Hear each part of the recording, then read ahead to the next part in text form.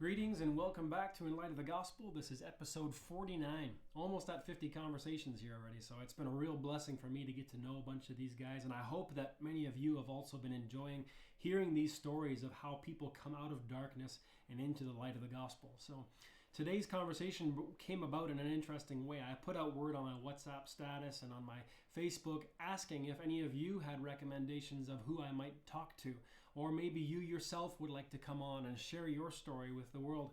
And I had a couple people reach out to me, but I don't think I got more than 2 or maybe 3 names. And interestingly enough, I had this name come up twice from 2 different people on my contact list that I don't think really knew each other or had any contact with each other. So today's guest is Johnny Friesen. He's a local man from the area as well, old colony background, similar to many of us. He's a truck driver, so just an ordinary guy, but he really loves the Lord. He got pretty drastically saved about 4 or 5 years ago through the Men's Encounter ministry, and he's quite passionate now about getting the word out and sharing the gospel with people. So he's shared his testimony on a few occasions in the last few months maybe, or a year, the way I understand it, and he's shared it with more detail, less detail, and so I think you'll get a real blessing and a joy out of this. If nothing else, hopefully you'll know someone else who needs to hear this type of testimony. He was raised in a rough upbringing, a very difficult childhood in so many ways, like a lot of us did, and he's not using it as a crutch. He's not becoming a victim. He's recognizing who he is, and he's rejoicing in what God has made him to be. So thanks for tuning in. Thanks for listening to this conversation. Talking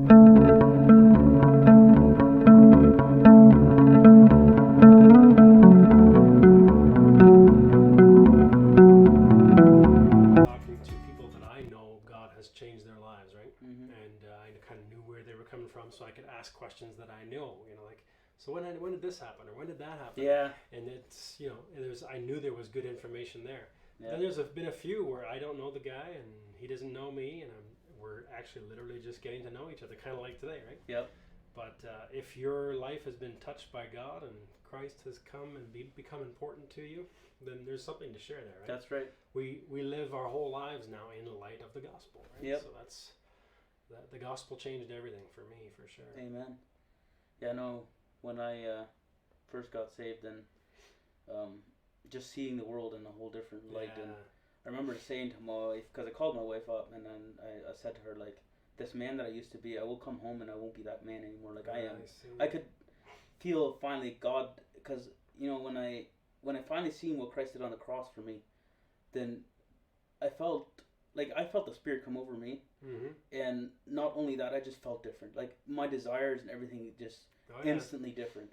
Not everybody experiences that the same, but I've heard of people who say they go outside and all of a sudden the birds sound different and the colors look more vibrant. Mm-hmm. Because before they were living a life that kind of meaningless and hopeless and just felt like there was really no purpose to it. And then all of a sudden the lights come on and I'm saved by the God of the universe, and He's given me a place in eternity. Yeah. And now all of a sudden everything means something, right? Yeah. I thought about things, even simple things like school. Like in school, I just kind of like, whatever, I'll get enough to pass, and not a big deal. All of a sudden I got saved, and I'm like, I want to learn. Yeah. I want to know stuff. Yeah. I want to know history. I want to know the Bible. I want to Yeah, that's kind of been my story too. Like, especially in the last, I would say, year, kind of learn about where we came from. And that one it was a teaching that you did, I think at Springfield probably. It was it's on your channel too, I think, or on a different channel. But anyways, the teaching about like Menno Simon's writings or whatever. Yeah. Like the stuff like that really interests me, to see where we came from and where we are now, right? Like the Mennonites, and like it's easy for us to think that maybe we're better than our forefathers because they knew the gospel at one time, mm-hmm. or like our ancestors did, Menno Simons and some of his followers, and maybe that generation or two, and then we think, well, now we know the gospel, we're going to do better. Mm-hmm. But you can go through 10, 20, 30 years or even just watch a church who did this 20, 30 years ago and where they are now, and it's like you can see people slowly slip back in, it becomes comfortable, it becomes something you're familiar with, and then before you know it, you can become religious, and then your children don't know any better. Yep. Like, think about you and me. We were heading down a path of dark, religious, I don't know your personal story yet, where we're very religious, very stuck in our ways, but we're sinful. Mm-hmm. And then all of a sudden the lights come on and we realize, I don't need to do this. Christ saved me. And then our kids grow up in an environment where Christ saves, Christ saves, Christ saves. They might make some trouble. Maybe they get into bad trouble. Hopefully not. But they grow up their whole life knowing Jesus only, you know. Mm-hmm. Is there any real strong conversion? Like they're obviously they need to repent. Yep. Obviously they need to trust Christ, but they're not going that way. They're kind of, you know, being raised in a good home, but they still need to turn north, right? Exactly. You can't just kind of be neutral. Yep. You need to make a decision. You need to walk after what he's done, right? So. Yep. Yeah, we've talked about that too, me and my wife, like, for our children, like, they have a huge head start on us, right? Like, but at the same time, I don't want the gospel to not to mean nothing to them, right? Like, to instill this in them that the gospel is very important. Yeah. And on one hand, it's like, unless they are sinners, they won't see the beauty of the gospel. Mm-hmm. So do I want them to go sin?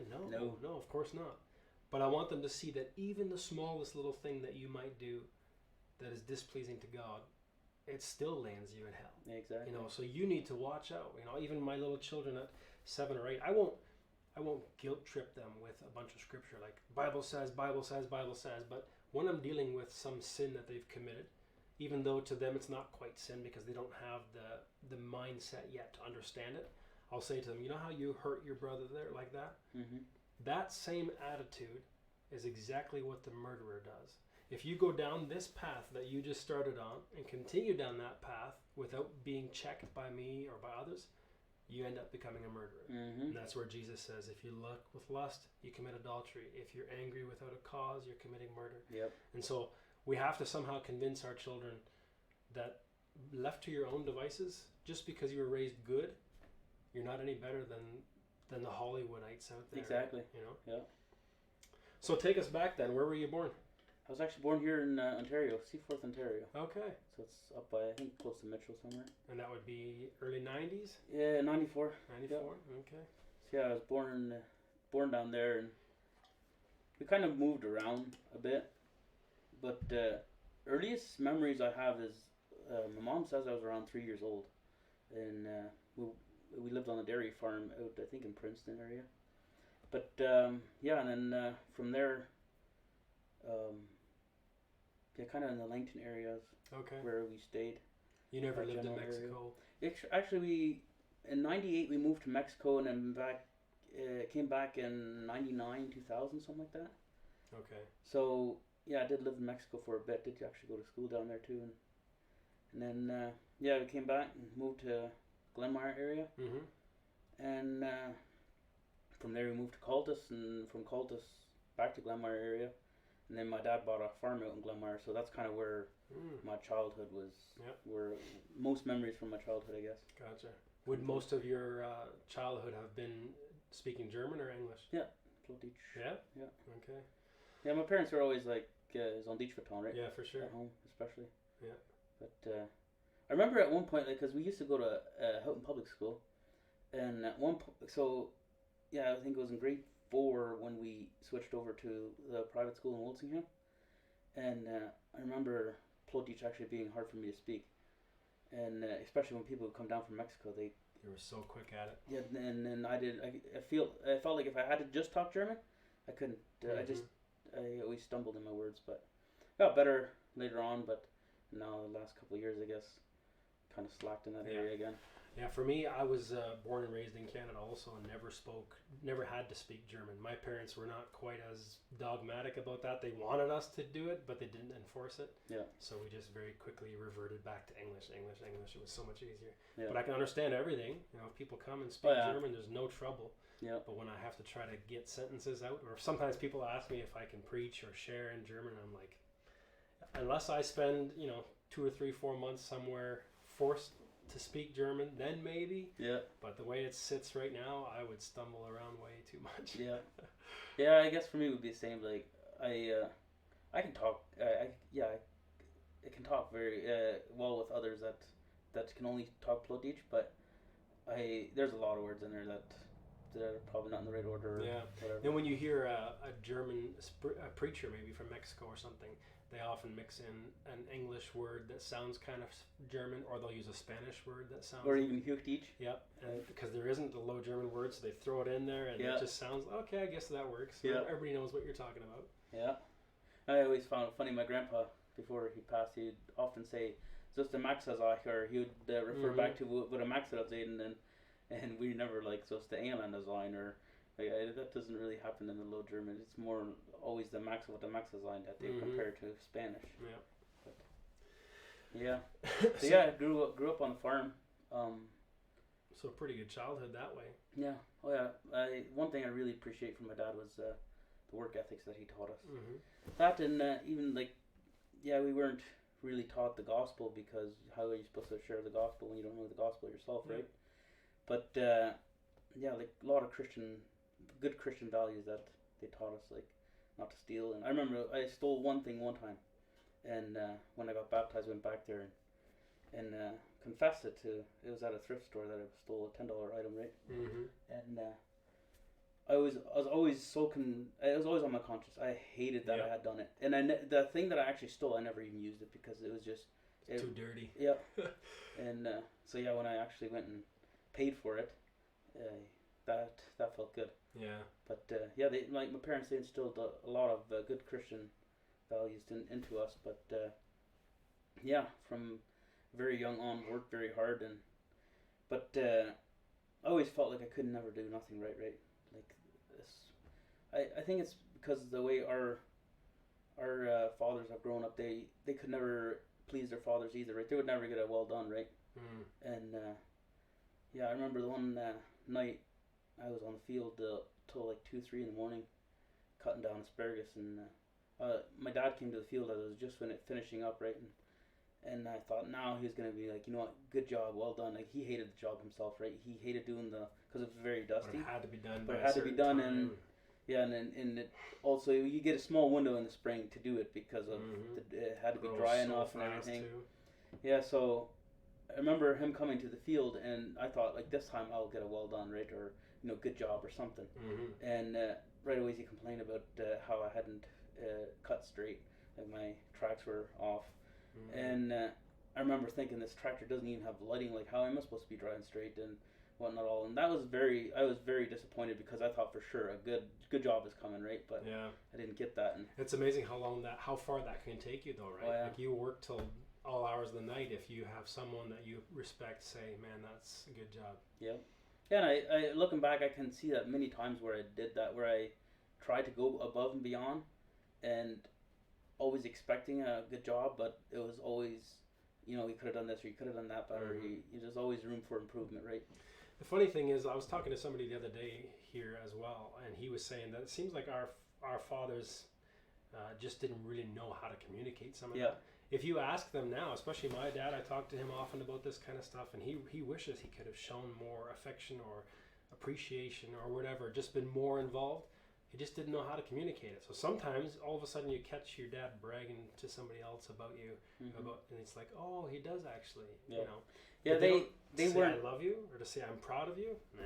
Yeah, they weren't taught it. So and it's a generational thing. Like, if we don't start, when is it going to start, right?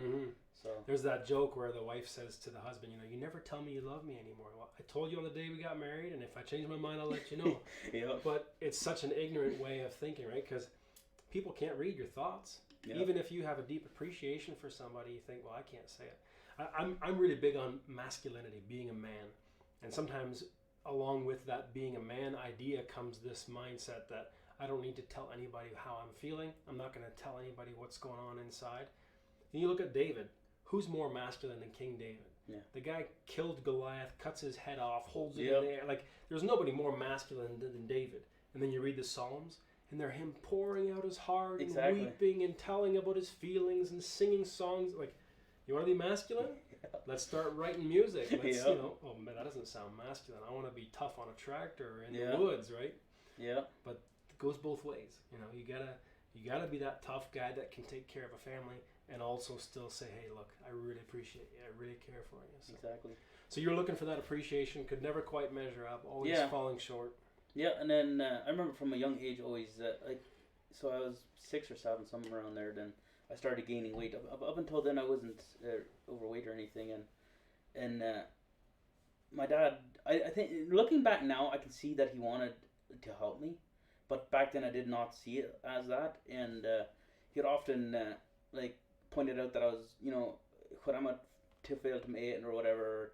If I was complaining about something, he'd be like, basil to fought or whatever, and he could always rub that in, right? Always guilting. Yeah, and then eventually they even made me start exercising, but now looking back, like we did not eat healthy at all, right? And especially on the cucumber machine, like we had chips and these cakes, like unlimited. Yeah. And and for me, I have a very low metabolism. Like I can see exactly why I gained so much weight so fast. Sure.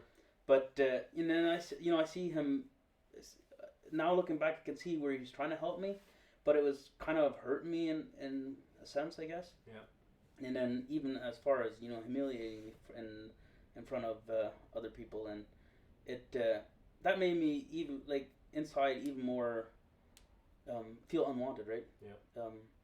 So yeah, and that kind of led me down this dark road where very self-conscious. Yeah, very self-conscious, and especially when someone would point something out in front of other people, like it that just did even more damage. I don't know if you know this, but I can totally identify with that. When I was grade 2 or 3, about 7 or 8, I started gaining a bunch of weight. So I was always a chubby kid. Okay. I was bigger than most people, so I tried to just be tough, right? Yeah. That way. Yeah, you try to be funny and whatnot, all too. People wouldn't make fun of me then, maybe, if I'm tougher than everybody. Yeah. And so that's what I tried to do. And then even during my teenage years, I just tried to get strong. I worked out at the gym a lot and stuff, but I just couldn't lose the fat. Same idea, not eating healthy and all that kind of stuff. Genetics was something to do with it as well.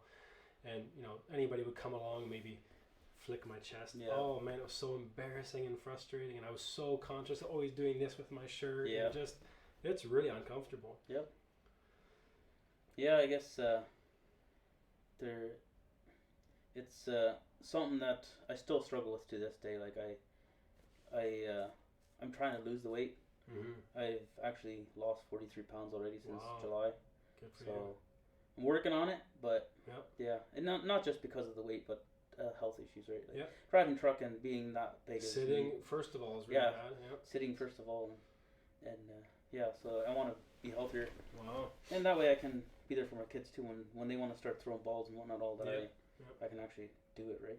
Yeah. But so that kind of led me down this road of feeling unwanted and then I guess I'm sure my dad looking back now, he can see how he was hard on me, but I always felt like I couldn't do anything. Like my siblings would get away with a lot more than me, right? At least that's how it felt to you, right? Yeah, and I remember a couple times where I did the same thing as they did, and then I would get punished for it and they didn't. So I started seeing that, and then I just felt even more hated, and self-pity came in there too, right? Sure. Like, pity myself too, and then especially when someone else would mention how I was getting treated, and it went all right into my head. Feeds into it, right? Oh yeah.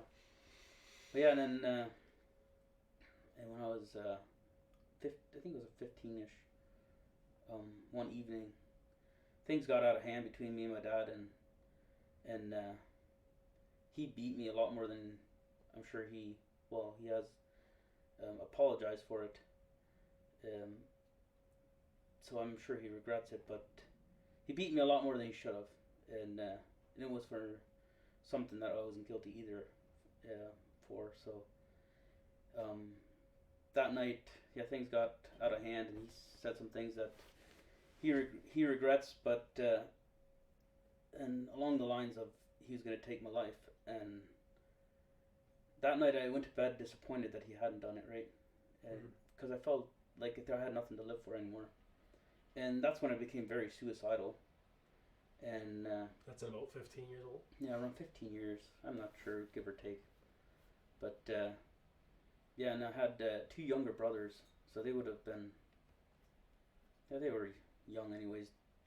And the whole reason why I never went through with it was every time I wanted to do it, I thought of them, and I was just thinking like, my dad might give them a story of me that wasn't true, right? And at that point, I had already heard many stories going around like from my dad's buddies about me that weren't true. So I guess I don't know if he lied these things up to cover his tracks, and I guess he was going down a dark road and kind of shifted the blame on me. I was basically the prodigal son, right? And how many siblings do you have? I have an older brother. He's mentally handicapped, and then an older sister, and then I got 2 younger sisters yet, and 4 younger brothers. So there's 9 of us total, anyways. Okay. So you would have been kind of seen as the oldest brother. Yeah, since my brother, he's 2 years or so older than me, but yeah, he's mentally handicapped. But yeah, I'm not really sure where I was going with this. You were getting feeling like you were being mistreated and maybe even being punished, and your dad was maybe making up stories. Oh yeah, so yeah, my dad was. I had heard some stories that he had been making up, or that he had told his buddies and that weren't true. So this it just fed that unwanted feeling, right, and the idea of committing suicide.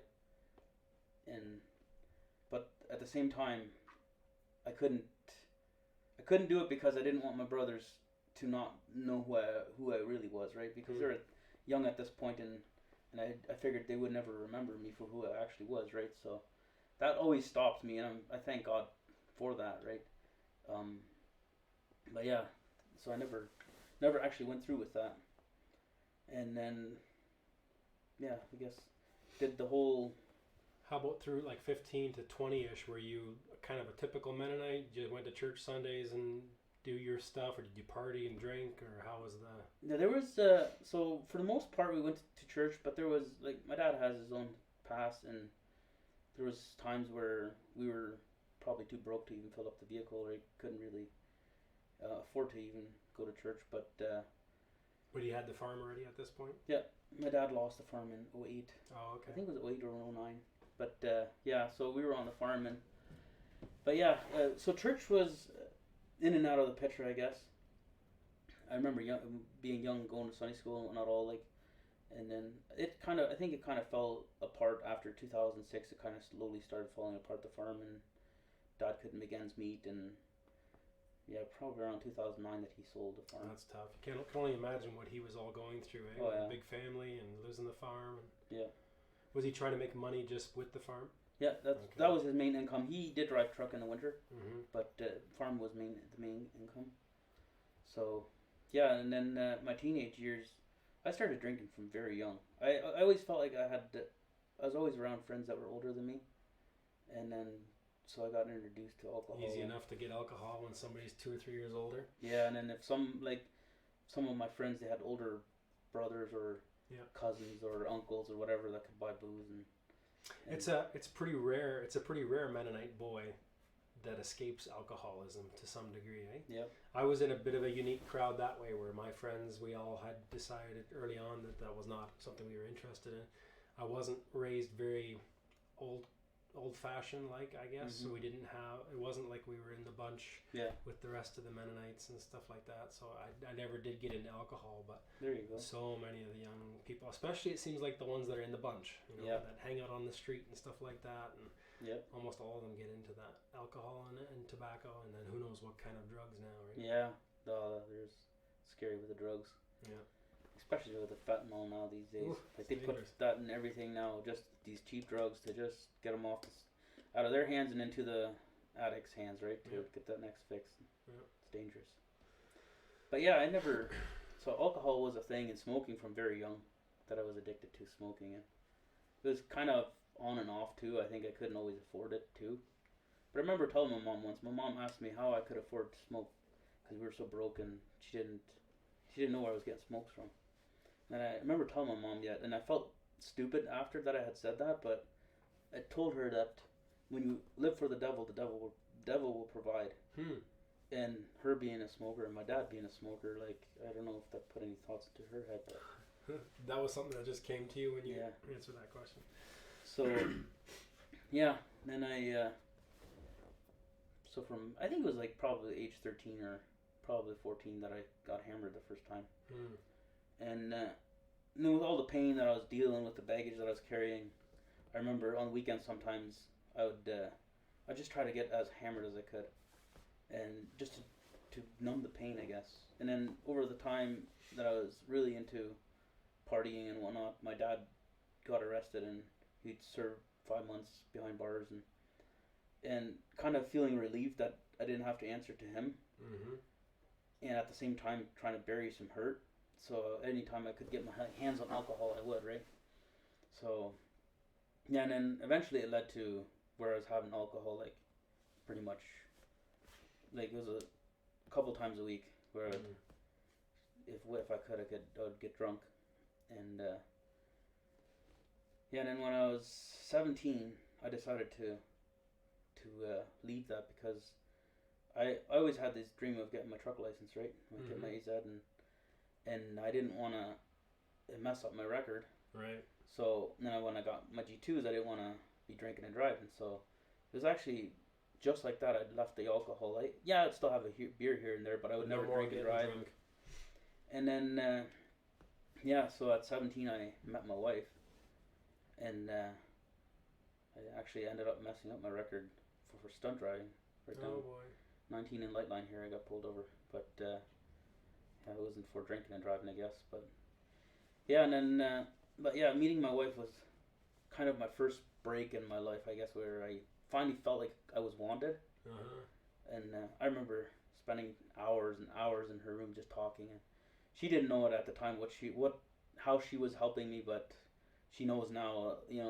The hours that we talked and whatnot. But like it's just, I guess, pouring my heart out to her and just sharing stuff. Like she has no idea what she did, like how much she helped me by just listening, right?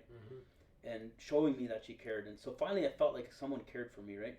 So finally got this hope and joy in life again. I know sometimes like my sisters would, my sister would say like, you're too fat, you'll never get a girlfriend, and the way you treat us, there's no girl will ever take you serious, this, that, the other. And it's kind of funny how I was the first one that ended up getting married then.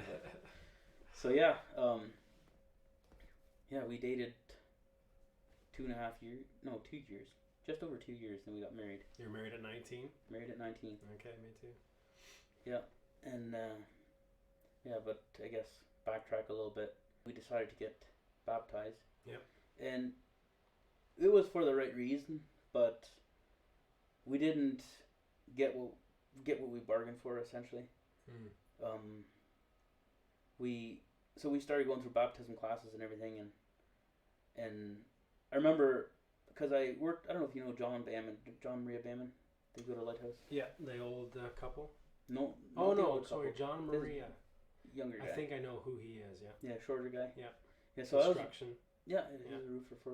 So I worked with John for many years, and he'd sometimes share snippets of the gospel with me, and I think as much as he felt like he could. Yeah. Because I was in a couple times where me and him would debate about. I would want to debate stupid stuff, I guess. Yeah. And but yeah, so I always it always came back to me how John was always so confident in where he was going when he would die. Yeah. And so I remember when I was going through baptism, I wanted that assurance, right? So I was looking for it, and every Wednesday I would leave there feeling empty. Less assured. Yeah, and I remember coming back to work because I was working for his brother Pete Bannon, and so the guys would be telling me like every Wednesday you go to Wednesday school, and then every Thursday morning I'd come to work and I'd swear worse, and my attitude. Miserable. Yeah, and at the time I couldn't see why, but I can see because every Wednesday I'd go there and look. I was looking for something and I couldn't find it, right? But so and then I eventually came to the conclusion that in the baptism, that's where I'll get this peace that I'm looking for, right? Right. But it was closer towards the end of the Wednesday school. One day, one of the ministers said that he was doing the teaching that day, and he was talking about these people that claim to be born again and that know they're saved, and he was saying like, you can't know if you're saved. And he goes, if you get on a jet, you know where you're going, but you have no idea if you'll get there. So he used that analogy, and I was like, that really it struck me, Mm-hmm. and I almost felt like quitting at that point. But I never shared with no one how I felt. Yeah. But we still went through with everything, and I remember the day of the baptism. I was thinking, yeah, today something's gonna happen. Today I'll get this feeling come over me or something, right? And the baptism happened and everything, and I just still didn't have this assurance. And then I was thinking, okay, well, there must have been something that I forgot to confess. Yeah. But I remember the eldest started laughing at these things that because I had written. They told us in Wednesday school, when you have the appointment to confess these things in front of them, that write things down. So I came there with 2 pages, back to back, filled with, you name it. Like there's sins you had committed, and yep. So I figured I'm not gonna hide nothing. Like there's some pretty embarrassing things that I had done, but I figured, you know what? If it's heaven or hell, I choose heaven. Yeah. If this is how I get to heaven, then this is how I get to heaven, right? Like I was willing to humiliate myself to get to heaven, right? And so yeah, and then after I got baptized, I kept thinking, like, you know, maybe there was something that I hadn't confessed or something, right? And so I that evening of our baptism, my wife got baptized in Elmer that morning, and then I got baptized in Tillsonburg that evening. So that evening, she wanted to take pictures of us holding our baptism certificates, and I was not fond of the idea. I did it for her, but I remember standing there and I felt like burning them. Just felt fake. I felt empty. I felt worse than I had felt before. And yeah, with that, like shortly after being baptized, I fell right back into the sin that I just stopped. Right, like I was addicted to porn from very young. Like, and any chance I got to put my hands on that stuff, and that really left a mark on me or whatever. And, absolutely. And yeah, going forward from there, I fell right back into that.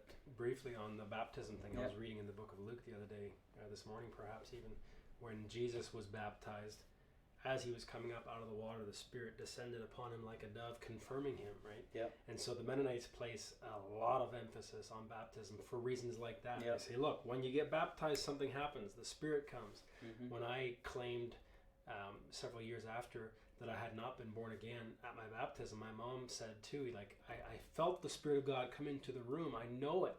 You know, it was like a wind that came in. I'm like, that was actually wind. And, Jesus was a special case, you know. Yeah. He overcame as a man, and he had become the perfect man to the point where his Father said from heaven, "This is my Son in whom I am well pleased." And then the Spirit of God came upon him and drove him into the wilderness. So it was a different case, right? Where we get baptized now to symbolize, to show, to dedicate ourselves, to commit ourselves publicly, right? Like, I am a believer in Jesus. I'm trusting in him. So yeah. But yeah, right back into the same sin. I know exactly what you're going through. We thought we were getting baptized for the right reasons. We said, we're not going to do it just for marriage. We're going to try to change. But that's not the right reason. Mm-hmm. You know what I'm saying, right? I thought it was the right reason. But the right reason is actually not, I'm going to be better. The right reason is, I could never be good enough, and I'm trusting Jesus. Yep. So I didn't do it for the right reasons. Right? Yeah. I remember one of the podcasts that you did, forget who it was with, but you were saying too how, like, you believed in the Father, you believed in the Holy Spirit, you believed in the Son, like, you know, you believed in the Trinity, but you didn't know the gospel. Yeah, nor was I trusting in what he had done. Exactly. Yeah, you're trusting in your own works, and that's kind of where I was too for many years. But yeah, I fell right back into the sin. There's one, the smoking, that was actually something I didn't fall back into immediately anyways. But yeah, soon I was living in that same guilt, sin, or whatever I had been before. And no power in religion. No power in religion, that's right. But yeah, I was trusting in the religious system, and it didn't work, right? Yeah. So yeah, we went into marriage, and somehow I was thinking that was going to fix things, right? But should take away the lust, right? Now that it's free, you're allowed to do what you want. Yeah. And I think porn didn't actually come back till in our marriage, because I was pretty sure I was good in that area until after we got married. But I remember feeling that first winter that I was married, my wife was working at ECI in Tillsonburg, and I was roofing, but it was a pretty slow winter and lots of weather that didn't allow us to work. Mm-hmm. So I was home a lot, and I felt like I wasn't being the husband that I should be, right? Because I wasn't Not working. She was providing. working, right? So, but I still did a lot of things around the house. Looking back now, like What else could you do? Yeah, I took care of the house, right? But yeah, and then that slowly I fell back into the pornography, and then eventually, you know, that eats you up, Mm-hmm. and I had to confess it to my wife, and that was, you know, very shocking. Extremely hurtful. Yeah, and I understand that now, right? But at the time, I was like, oh, I'm just confessing. Like, can't you just forgive me, right? But, yeah. And I didn't do anything. I'm just looking. yeah, exactly. So, yeah, there was she, I guess, in the beginning of her marriage, she didn't really know how to share. She wasn't as open as I was. She didn't know how to share her struggles or her emotions with me, and so I got a lot of silent treatment. And yeah, no, if anybody that knows me, they knows that I don't like that stuff. It's hard So, to deal with. Yeah, so it caused a little bit of conflict in our marriage. We have had we've been married 10 years now, and we've had a very good marriage. I'm very thankful for where our marriage is. Mm-hmm. But in the beginning, there was friction because of the communication, right? Yeah. Well, your sin and her silence, and she's Yeah. not knowing how to deal with it. It's a bad recipe. Yeah, It's amazing that your marriage is good. exactly. Right. Well, statistically, our marriage should be in the dumps, Exactly. right? Like, but yeah, we should have been there too. but yeah, by God's grace, it isn't. Absolutely. So yeah, and then so we got married in 2013, and yeah, we just went with the system, I guess. Go with the flow. Go with the flow. And then You were kind going of to- calm down. No more no more drinking and partying. Now I was actually drinking came back soon too, and not that I've ever I don't think I've ever gotten drunk after we got married, but yeah, it was everywhere. Like her family at the time, there was pretty much anywhere we go, they were drinking, right?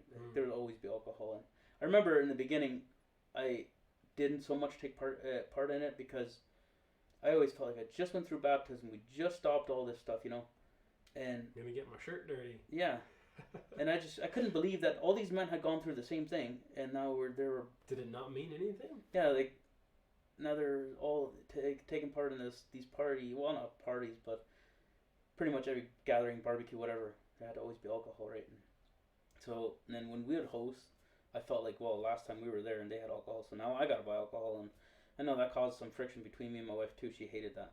She was like, well, they don't have to, like, if they're not okay with Coke, well, then they don't need to drink, right? But so she always felt like I didn't need to buy alcohol, and Yeah. I always felt like I had to, and so it caused a little bit of friction there. But yeah, we I guess kind of just went with the flow and went to church. And at the time we were going to the Tolstenberg Old Colony, and then they bought the Cortland Church there. So I guess for some reason I kind of put some hope into that church. I don't know why. I knew it was a lot of the younger people that were kind of going towards Cortland. Yeah. So I always said, like, the old people can stay in Tolstenberg, we want to go to Cortland. I didn't like the friction that was always at the brother meetings. Like, I had never to this day I've never gone to a meeting at Tolstenberg Church, like a brother meeting, where someone didn't lose their cool. Really? Like, it was always heated. Always a fight. Yep. And Wow. and then I remember the first meeting I went to actually after a baptism, it was before I was married. I went to a meeting and I just couldn't believe.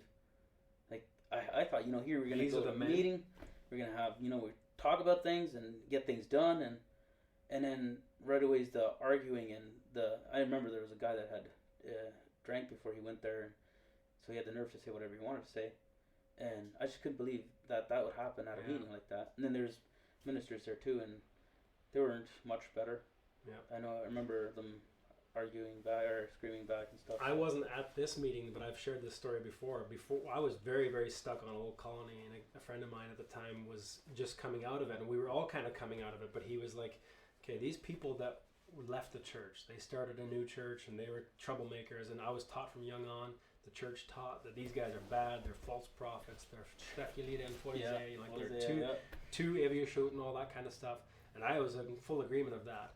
And then this guy described to me at one of the brothers' meetings, one of these people was asking, can we start some Bible studies? Can we do some English study? And can we, change things up a little bit? And he had grown a bit of a beard. Oh, yeah. And they mocked him. Even the preachers had come by and mocking him. I think it was maybe a Furchteier or something like that, had come over and pulled on his beard pretty hard.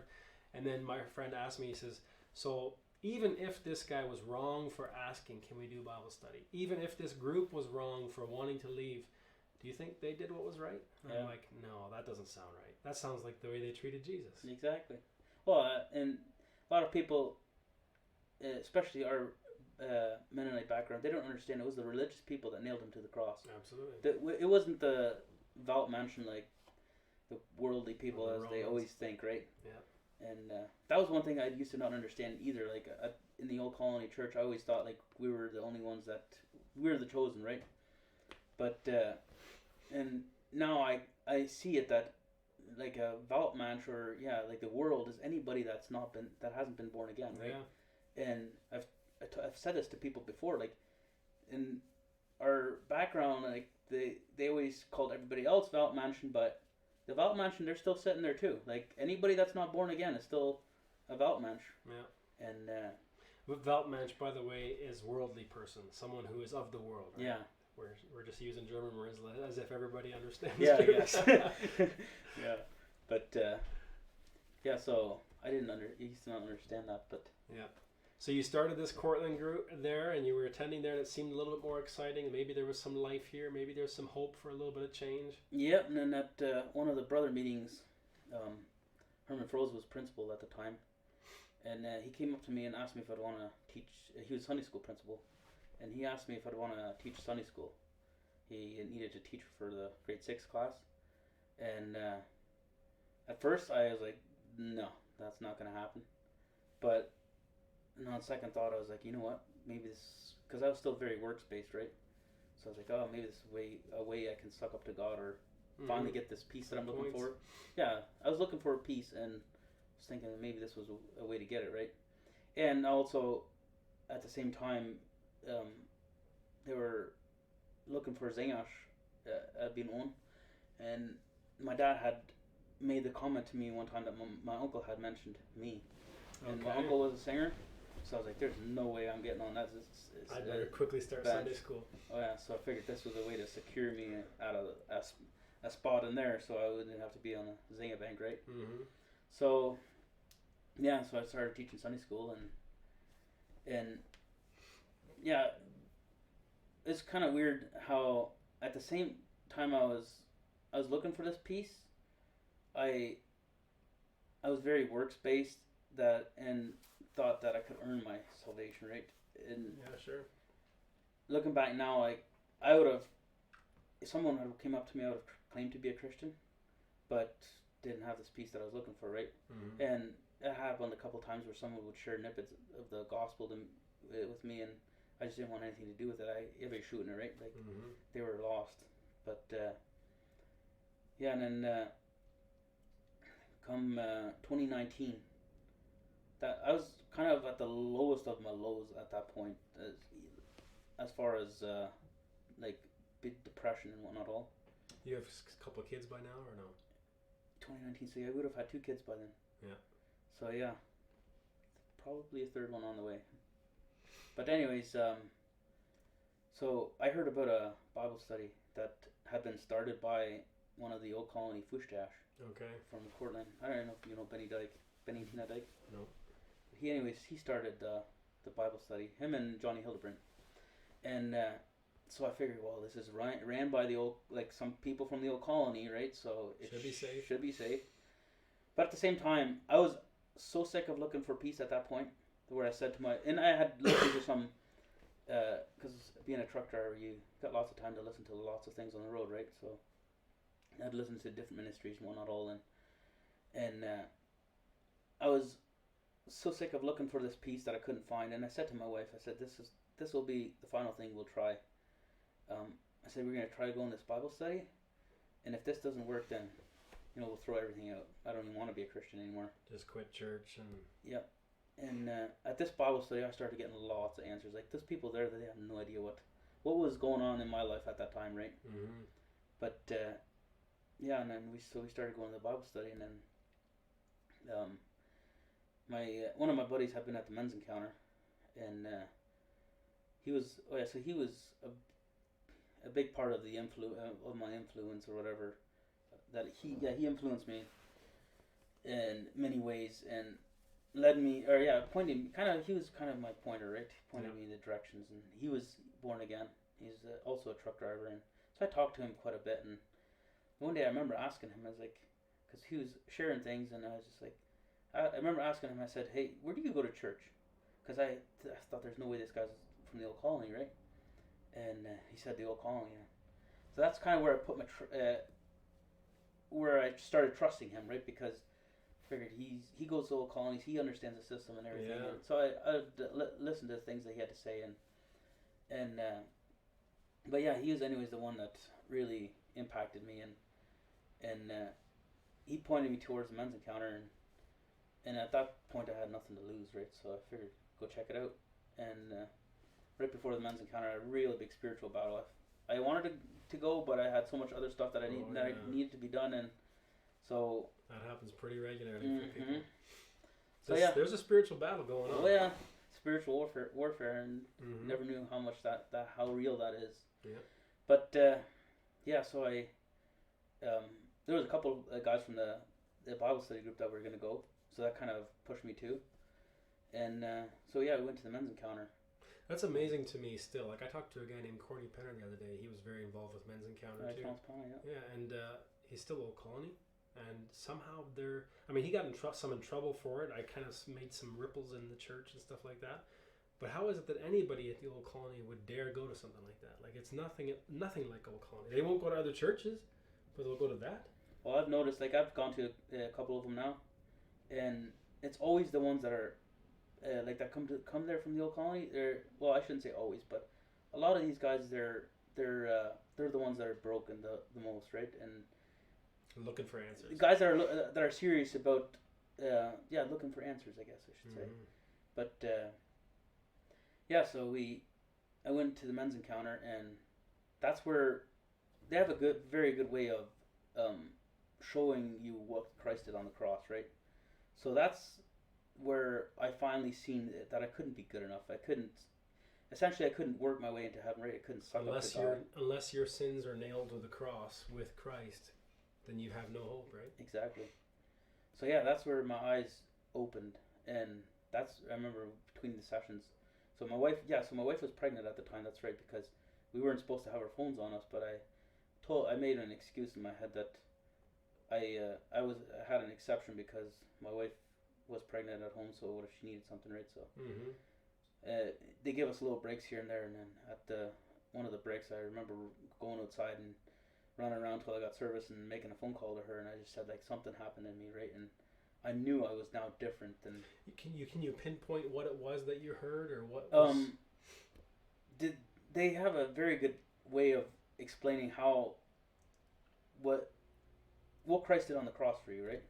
So it was this idea that there's nothing that I could do to earn the salvation, right? It was about what Christ had done for me, and that was where I finally seen that it was a free gift. It wasn't. I didn't have to earn it, right? Yeah. So and I just remember this peace coming over me like I had never felt before. Yeah. Nobody needs to tell you that you need to have confidence at that point, right? It's like, oh, exactly. Then the work is done. And then they gave us a scripture that to know that where it says you can know if you're saved. Like my favorite Bible verse is 1 John 5:13. Like these things have I written to those who believe that you may know that you have the eternal life. Right. Like we can know, and I was taught you can't know, right? So that with all that just coming together, that's where I finally accepted what Christ did on the cross for me. And nice. And before that, even like I said I heard the sinner's prayer plenty of times and whatnot all, and I said the sinner's prayer and whatnot all, and it never meant nothing to me. And to this day I kind of don't like it when people use the sinner's prayer because there's so many false converts, right? Yeah. Well, I said the prayer once, whatever. Like I could lead almost any young person, especially with kids. Like, do you want to go to heaven? Of course I do. Do you want to go to hell? No, of course. Yeah. Say the sinner's prayer. Say this prayer. Yeah. Like, ask Jesus to come into your heart. Is that what saves? Yeah. Does Jesus coming into my heart change something? No, Jesus going to the cross changes everything. Amen. Does he come into my heart? Yes, of course. Exactly. But I'm not asking him to come into my heart. I'm thanking him for going to the cross. Exactly. I'm thanking him for going into the grave and coming back out without sin, right? Yeah. Yeah, and then even in that moment where my eyes opened up, I realized that if I was the only one in this world, like, he would have done it for me. Like, it was personal to me, right? Yeah. What he did on the cross was for me. And it was, for you, it was for everyone. Yeah. But, yeah, I knew that, he went to die for our sins and this, that, and the other, but it was never personal until that moment. That's right. Amen. Yeah. But, that's kind of where... That was quite a transformation. Yeah. And at that point, it's like someone, those little cars that you back up and you let go and they just fly. That's kind of what I felt like, where I was. Okay.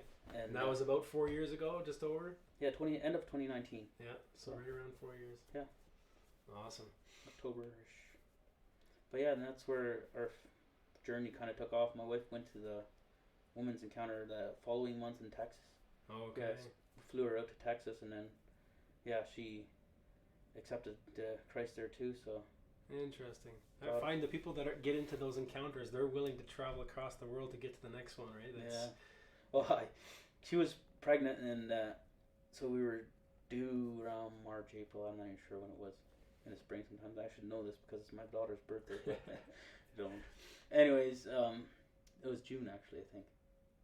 No, I'm not even gonna say. But anyway, so she was due in the spring sometime, and that was when the next women's encounter was supposed to be down here. And then I was like, we can't wait that long. There's no way we can wait that long. And then we didn't have the money at the time either for the ticket, right? But I told her, like, we got credit cards. Like, this is worth, like, we put so many dumb things on a credit card. This is worth putting on a credit card. This one is okay. So, yeah, she went out to the women's encounter in Texas. And wow. Then I packed up the kids. It was a Friday afternoon. I packed up the kids and we drove down there for the homecoming. Okay. She had no idea we were coming down there, so it was kind of cool. She walked in there when they came back, right, to the church where they all met up. She came back and she knew that, the other ladies were going to have their men there to pick them up and whatnot, and all of a sudden she just looks up and she sees me there, or sees me and the girls. We had 2 girls at the time, and her eyes, like, I couldn't even help myself. I started crying. Yeah. Like, it was a joy. It was. And she had quite an experience there too? Or? Yeah, so she had an experience there too, and yeah, it was kind of cool. We left around 9ish. We left Paris, Texas. Then around 6 o'clock in the morning, we were just chatting all night. We were driving back. I said we would drive until we got tired, whatever, rent a motel, if need be. And remember, we were just talking and talking and talking. We just had all this joy in us, right? And at 6 o'clock in the morning, all of a sudden I asked her, what time is it? She looks at the phone. It's like 6 o'clock in the morning. We had driven all night and just talked.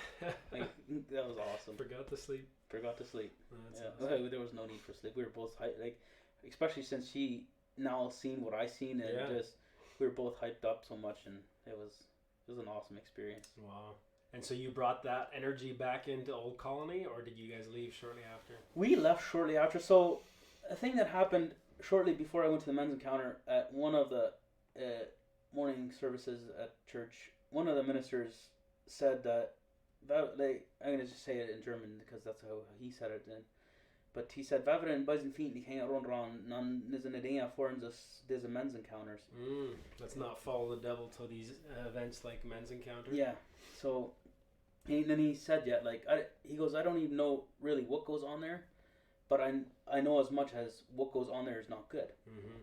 So then when I was at this men's encounter, I just remember feeling like had never felt the Holy Spirit like I did there, right? And the love, like the brotherly love, it overwhelmed me. And I remember going there and just thinking, when I was there, I was thinking, like, how can they call this a work of the devil?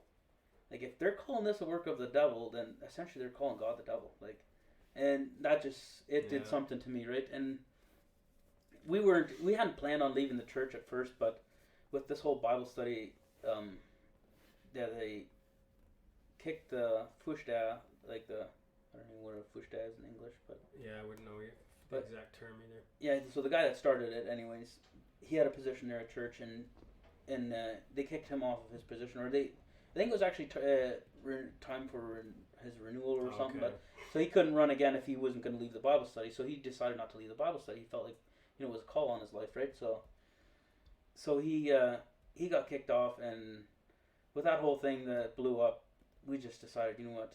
This is a place that clearly does not accept the truth of the scriptures. Yeah. And is not interested in joy or in Yeah. freedom in Christ. Yeah. So the freedom, I think they don't want people to live in the freedom of Christ, right?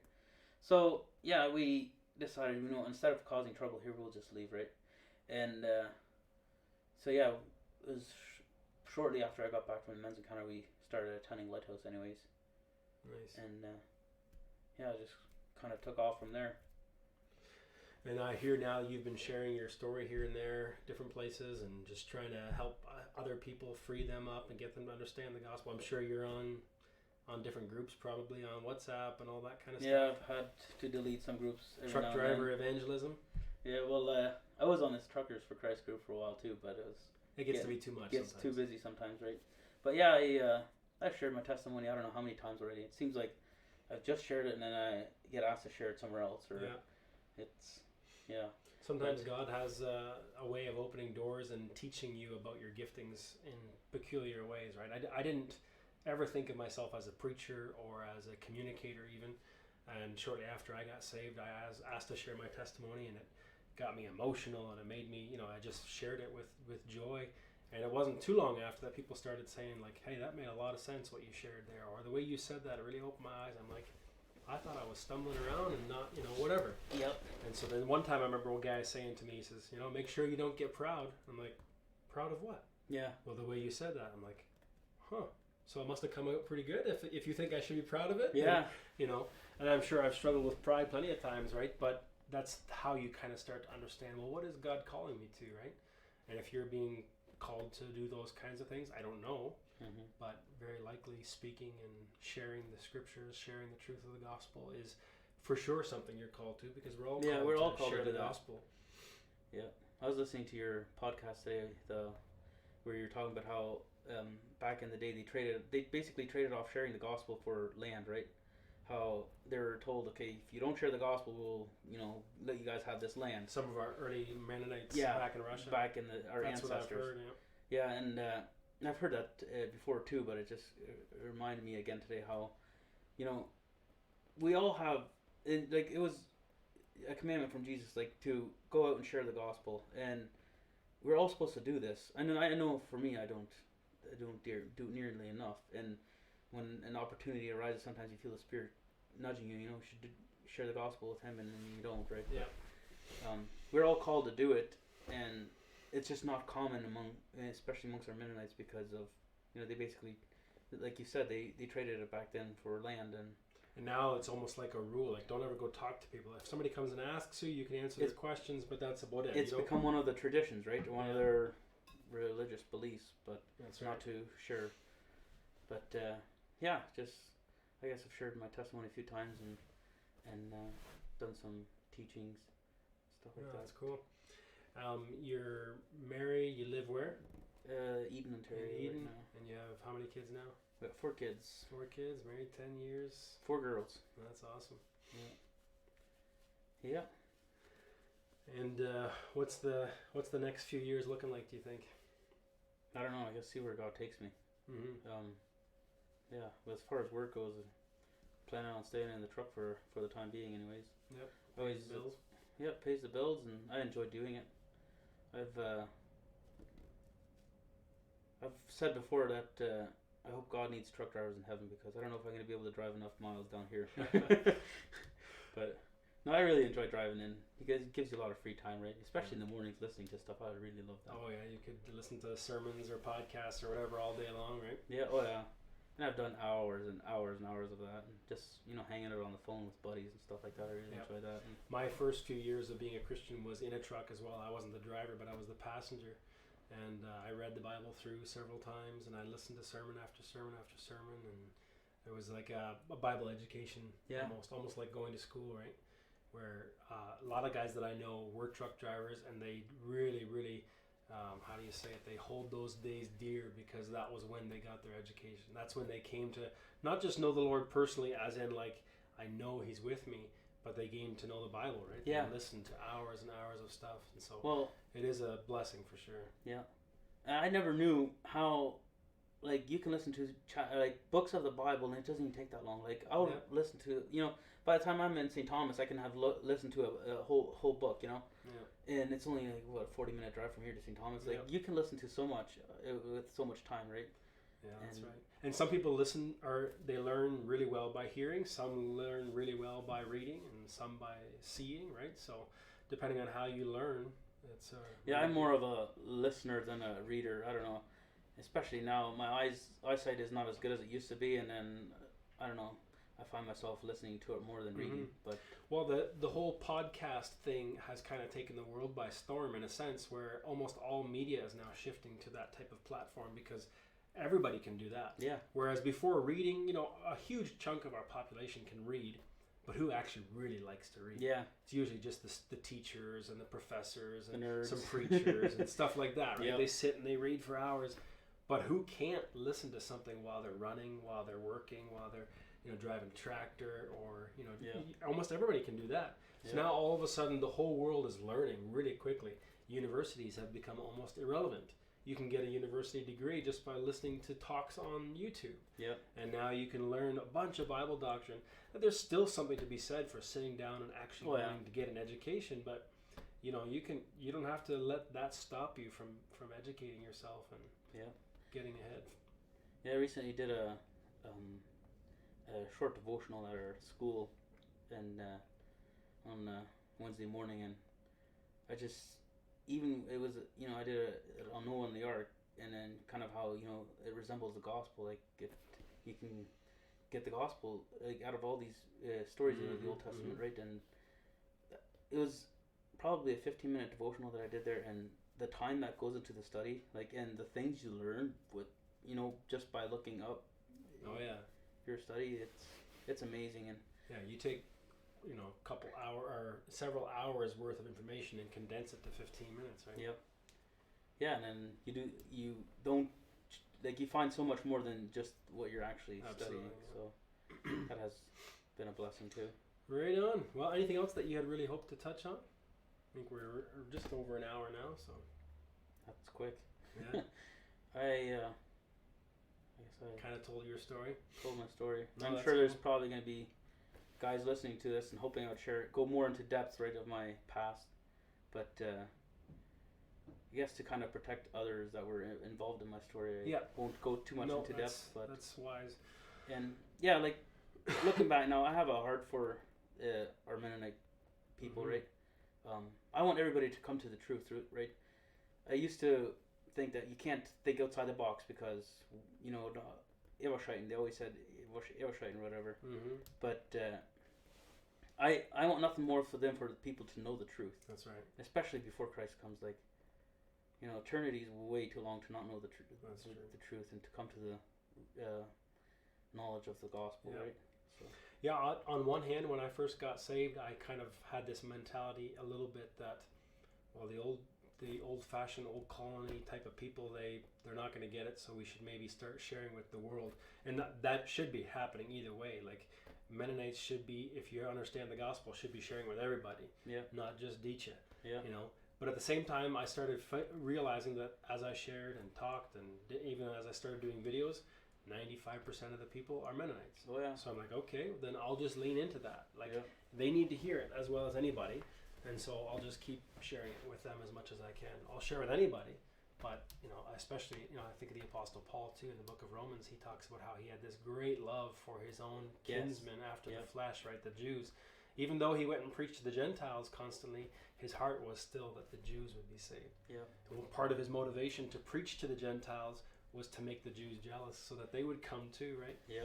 And so same idea, right? Like we want everybody to be saved, but if the Mennonite people can open their eyes to see what beauty they're holding in this book, like they hold it, they know it, they have it. It's all there. It's right there. I remember after I got saved and reading the Bible, it was a whole new book to me. Yeah. And then with leaving the church and everything that what it did in the family, like right away, there was conflict between me and my parents, and even had my uncle come over. He was an Old Colony preacher, right? And to answer all the questions they had, we did a lot of studying. Oh yeah. And it was a good time. Like if I look back now, that's probably where we grew the most, like the fastest, I guess. Me too. But it helps getting for sure that. But yeah, I guess that's it's good. No, keep sharing and keep spreading the good news. Amen. Appreciate you coming over. Yeah, appreciate you having me. Right on.